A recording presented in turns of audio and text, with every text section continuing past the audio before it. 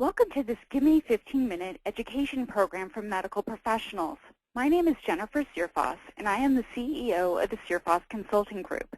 This presentation will address what you need to know about XP, Server 2003, and HIPAA.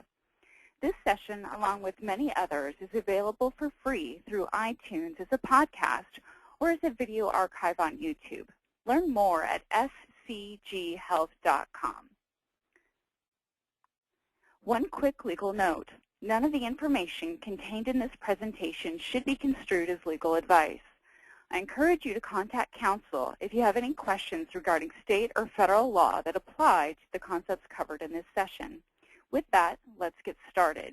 We have a number of important things to talk about today related to Microsoft and their non-support of several products. We'll get into how that is affected by the security requirements under HIPAA. So specifically, we'll cover what non-support means, what are the HIPAA security requirements, and a couple of resources available to medical practices. So let's start with what's happening and the announcement from Microsoft. So I've pulled for those of you watching the video, and for those of you on podcast, I'll read it. But Microsoft posted an announcement, and it's been out for several years, and it's part of their ongoing life cycle of their operating systems and other products. But specifically, they've announced on their website that Microsoft has provided support for Windows XP for over 12 years. And with that, they've been able to really gain a great deal of efficiency with their hardware and software partners, but over time they have to move on and look at new things that they're going to do. And so because of that, they right now are no longer, they've announced that they are, as of April 8th, no longer supporting any of the products that have been out there. And that's for XP specifically, and there's a couple of products that come with that. So there's certain things that are being supported, and then there's certain things that are not. But as part of that, specifically technical assistance for Windows XP is no longer available, and that means that all the security updates and what they call as patches are no longer available. So that's really the big thing that you need to walk away with, is that XP is no longer having any of those service packs, or if there's certain things that they find out that malware or Trojans can come in on, those are no longer available. So what that means, quite honestly, is that, and this is from Microsoft, if you continue to use Windows XP, your computer will still work. And so that's a big note. It's going to work. It's not as though all of a sudden it doesn't work, but it may become vulnerable to security risks and viruses. It's not just Windows XP. Also, Internet Explorer 8 is also one of the items that is no longer supported. In Server 2003, it's an iffy deal. There's certain server packs, Server 2003 packs, that are not being supported, but notably, most of the main versions that are still implemented out there are only going to have service packs and updates through July 14th of next year, 2015.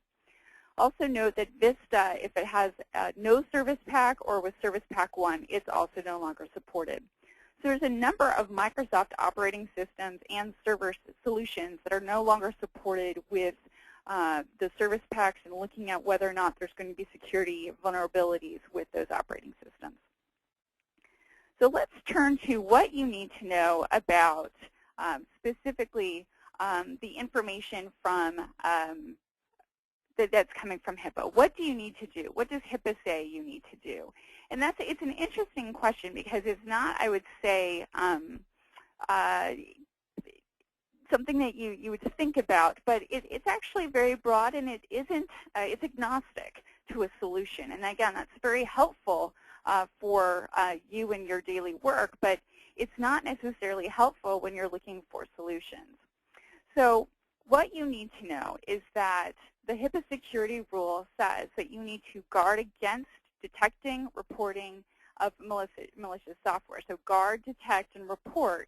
And this is looking at Trojans, this is looking at malware, this is looking at a number of things that are out there.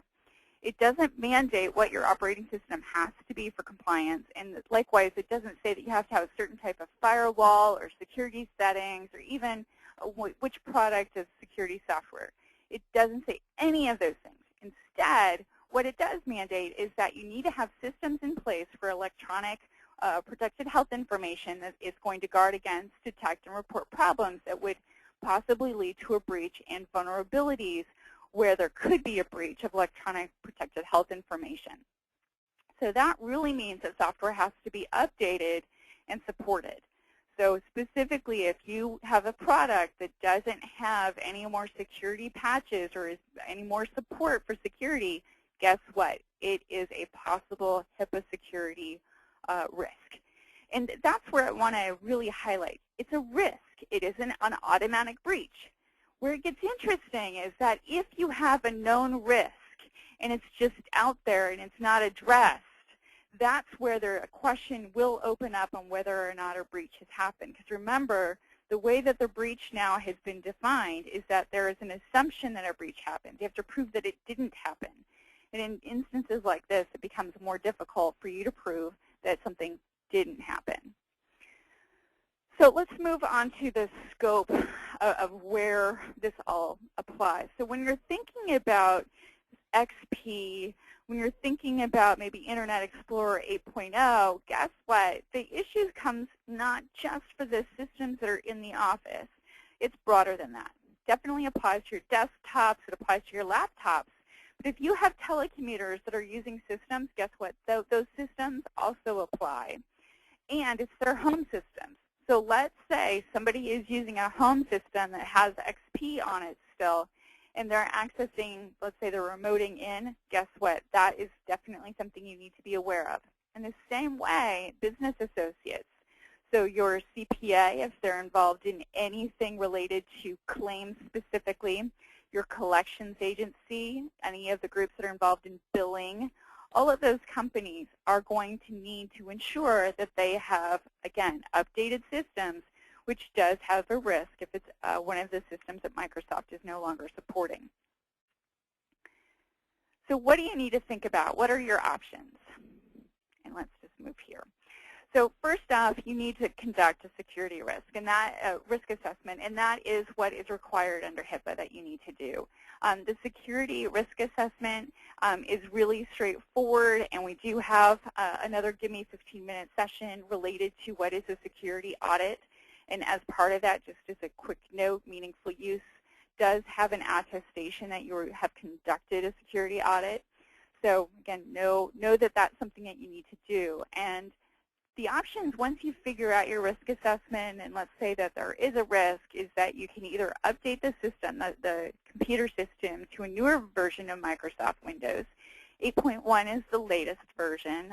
Personally, I'm on this new server-based Microsoft 360 cloud solution. I'm actually a big fan of it because it keeps everything updated. But again, the 8.1 is the latest version. Or, you know what? That system probably, if it's on XP, is pretty dated. Why not go get cheaper, quicker, faster, slicker software along with a brand new computer? So it's something for you to look at. A number of my clients are choosing to go with newer systems, and they are evaluating the lease aspects of those. Just remember, if you go with the lease, you need to ensure that you have certain controls over the systems just so that you can also ensure your HIPAA security compliance. It's a great opportunity during your next staff meeting to have a talk with your staff about the systems that they're using at home, what operating systems they have, and a discussion with them about updating their software. In the same way, great opportunity to outreach to your vendors and find out what systems they're using as well. So with that, let's turn quickly to best practices in our last couple of minutes here. Best practices in the industry really do have two aspects. So we're going to start with the risk assessments, and then we're going to turn to other best practices when you're thinking about securities. So the first thing is that risk assessments normally are not done every year. Personally, I'm a big fan of them being done every year, but like with a number of other things with HIPAA, for example, your attestations, you don't need to do it every year, but every 3 years or more frequent, that's going to be your frequency on that. Unless, if there's a big legislative change, so for example, with some of the changes that happened on September 26th, that might have been a trigger, or, significant technology changes. The bring your own device world really opens up a lot of questions. And so if your practice has moved to that, it's a great opportunity, again, to do a security assessment. Now, the federal government has come out with a nice new slick tool. I've used it a couple times, and again, I do think it's somewhat user-friendly as long as you understand all the terms. But there is a security risk assessment that's available to you. It's on healthit.gov. If you go under providers-professionals and then security risk assessment, you can find it. The other things that the industry standards really turn to is that when a medical practice or any of the business associates are looking to do a risk assessment, they're having an outside group do that. And groups just like SteerFoss Consulting Group, we do these as well, and we come in, we look at a number of things. But the big thing also for you to think about is a risk assessment isn't just at looking at your IT. It is looking at physical safeguards, all the way from, is this office actually locked when the doctor leaves his laptop to run to the bathroom? Really fun, interesting things like that. And the other thing, too, is that you start looking at tertiary systems like phones, especially if they're using the voice over IP, the VoIP phones. Those are all on the Internet, and so there's security issues that are tied to those. So it's a much broader systems aspect. Personally, when SCG goes in, we look at things like OSHA and other stuff. But it's always an interesting feedback loop when you have someone who's not familiar with the group come in and look at the entity. Some other best practices to think about as well is, one, having separate networks. This is a really big deal, and it came out of a great article that was on the business section of the Washington Post very recently. And what was pointed out is that, again, if patients are having access to Wi-Fi, you really should have it on separate networks. Your EMR should not be on the same network as the patients who are able to go and do online poker. The same way is that you really need to look at your user permissions and what they're doing. It's not just about checking your audit logs, but what information does your staff have access to? For example, do your billers, every single one of your billers, really need to have access to the electronic medical record? Probably not. Instead, the coder that is overseeing those billers likely is going to be the person who needs access to that, or maybe the nurse that's doing peer review. The other thing that's been a big topic recently is about cyber insurance. And there's been a number of notes about this, so I just want to spike it out. Cyber insurance rarely includes malware attacks. And generally, when we look at physician offices, that's usually where a breach is going to happen, is some Trojan came in, or there was an email where somebody gave out a password, something like that. And those are generally not covered by the insurance products that are out there today. So just a quick note about what's been going on. So with that, I want to thank you for your engagement on this, and I hope that you've enjoyed this presentation. For those of you that are listening on the video archive, please remember to rate this recording in YouTube. For podcasts, it's the same way. Please go ahead and rate this in iTunes. Likewise, and I'm just double checking, no questions have come in. If you have any questions, please email us here at the SteerFoss Consulting Group. And to receive notices about upcoming Gimme 15-minute programs or other educational sessions, please sign up on scghealth.com. Thank you for joining me for this 15-minute education program. This concludes the presentation.